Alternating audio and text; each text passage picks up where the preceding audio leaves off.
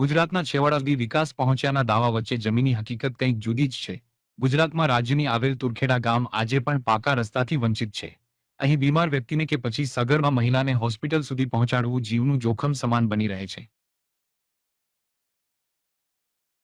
છોટાઉદેપુર જિલ્લાના કવાંટ તાલુકામાં આવેલું તુરખેડા ગામ આજે પણ પાયાની સુવિધાઓથી વંચિત છે. 2000ની વસ્તી ધરાવતું આ ગામ ડુંગરાળ અને જંગલ વિસ્તારમાં હોવાથી અહીં પાકા રસ્તાનો સદંતર અભાવ છે. પરિણામે માંદગી કે પ્રસૂતિના સમયે દર્દીઓને કપડાની જોડીમાં લટકાવી પથરાળ માર્ગો પર 3 કિલોમીટર ચાલીને એમ્બ્યુલન્સ સુધી પહોંચવું પડે છે. તંત્રની ઘોર બેદરકારીને કારણે અત્યાર સુધીમાં 2 સગર્ભા મહિલાઓ અને એક નવજાત બાળકે રસ્તામાં જ જીવ ગુમાવ્યા છે. ગયા વર્ષે બનેલી એક કરુણ ઘટના બાદ હાઈકોર્ટે સુઓ મોટો દાખલ કરી સરકારને તાકીદે રસ્તો બનાવવા આદેશ આપ્યો હતો.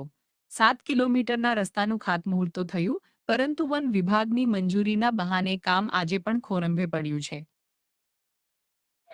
આઝાદીના આટલા વર્ષો થઈ ગયા, પણ આજે તુરખેડામાં કે ડુંગરાળ વિસ્તારમાં રસ્તાઓ પહોંચ્યા નથી. આજે મહિલાઓને પ્રસૂતા સમયે પીડા ઉપડે છે ત્યારે અવારનવાર કિસ્સાઓ બનતા હોય છે.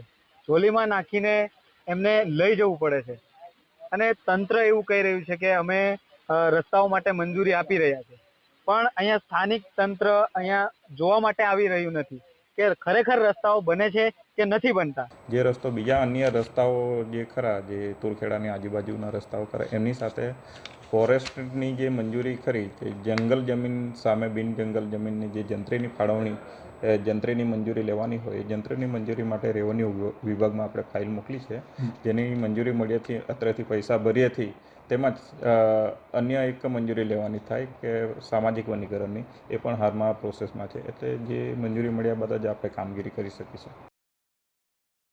સ્થાનિક નેતાઓના નિવેદનોએ બળતામાં ઘી હોમવાનું કામ કર્યું છે.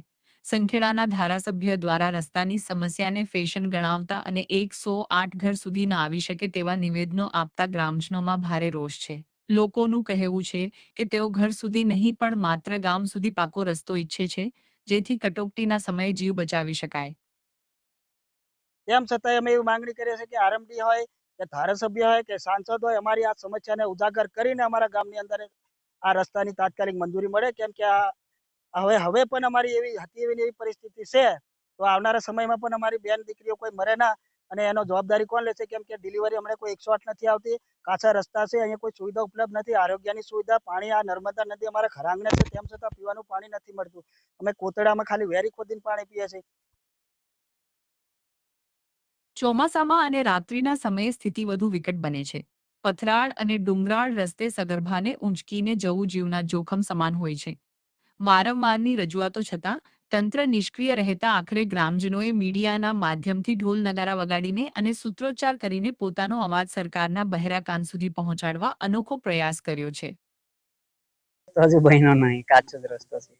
અમારે રસ્તો હોય તો સારું થાય, એમ રસ્તો હોય ડામર રસ્તો થઈ જાય એટલે પછી આરોગ્ય બની શકે, શાળા બની શકે. કોઈ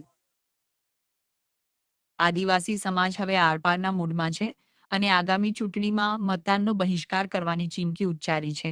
હવે પ્રશ્ન એ છે કે શું હજુ વધુ મોત થયા બાદ જ વહીવટી તંત્ર જાગશે? રફીક ડણીવાલા, GSTV, છોટાઉદેપુર.